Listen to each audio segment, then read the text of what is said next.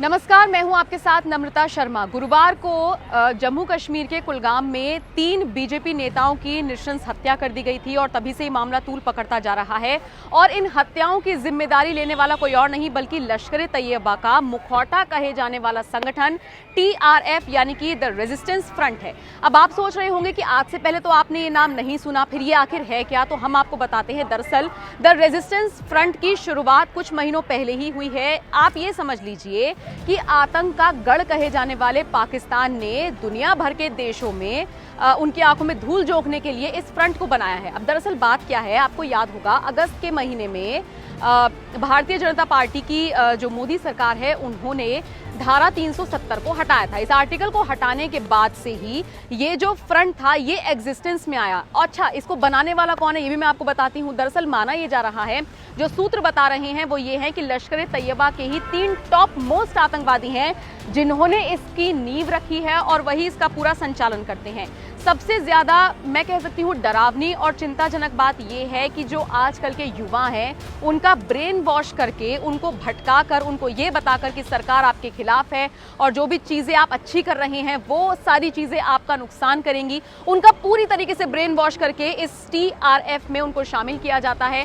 धीरे धीरे इसके पैर पसारे जा रहे हैं और इसको फंडिंग मिलती है पाकिस्तान की तरफ से और खासकर लश्कर-ए-तैयबा की तरफ से इसको फंडिंग मिलती है। और ये भी सब जानते हैं कि लश्कर-ए-तैयबा के जितने भी आतंकवादी हैं, ज्यादातर उनमें से बहुत सारे जो आतंकवादी हैं उन्होंने पाकिस्तान में ही शरण ली हुई है। पाकिस्तान एक ऐसा देश है जो आतंकवाद के नाम पर आप आंख बंद करके कह सकते हैं कि हाँ, ये वहीं पर होंगे। कई ऐसे आतंकवादी हैं जो इंडिया में बैन है, इंडिया में मोस्ट वांटेड का तमगा उनको मिल चुका है, इंडियाज मोस्ट वांटेड वो क्रिमिनल्स हैं, लेकिन पाकिस्तान उनको पनाह देता है। और यही कुछ ऐसे क्रिमिनल्स हैं, कुछ ऐसे मैं कह सकती हूँ कि देखिए बहुत ज्यादा खतरनाक आतंकवादी हैं जिन पर न जाने कितने मामले चल रहे हैं, इनको पाकिस्तान पनाह देता है। और इसका सबूत ये है कि अभी हाल ही में FATF की बैठक हुई थी। FATF की बैठक में यह फैसला लिया गया कि पाकिस्तान को ग्रे लिस्ट में ही रखा जाएगा। अब पूछिए ग्रे लिस्ट क्या होती है? जहां पर आप ये साबित नहीं कर पा रहे हैं कि आतंकवादी वहां पर नहीं है।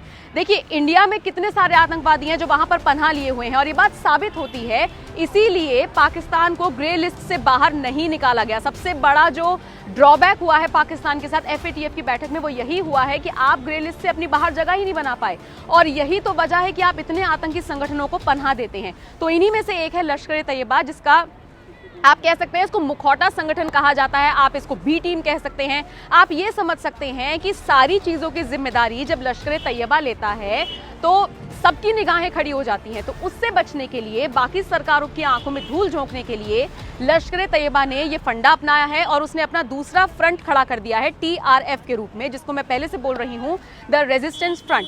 तो ये जब आर्टिकल 370 हटाया गया उसके बाद से एग्जिस्टेंस में आया और अब सबसे ज्यादा चौंकाने वाली बात यह है कि ये धीरे धीरे फैलता जा रहा है। और सबसे दिलचस्प बात यह है, या मैं कहूं कि सबसे ज्यादा जो चिंता का विषय है वो यही है कि ये युवाओं को भटका रहा है। तो ऐसे में ये कुछ ऐसी जानकारी है जो निकलकर सामने आई है, लेकिन आने वाले वक्त में मोदी सरकार जम्मू कश्मीर में जिस भी तरह का आतंकवाद देखने को मिलता है, पाकिस्तान की तरफ से जितनी भी घटनाएं होती हैं उसको रोकने में किस तरह से कारगर साबित होती है, क्या कुछ सुरक्षा के लिहाज से एक्शंस लिए जाते हैं, देखना बेहद दिलचस्प होगा।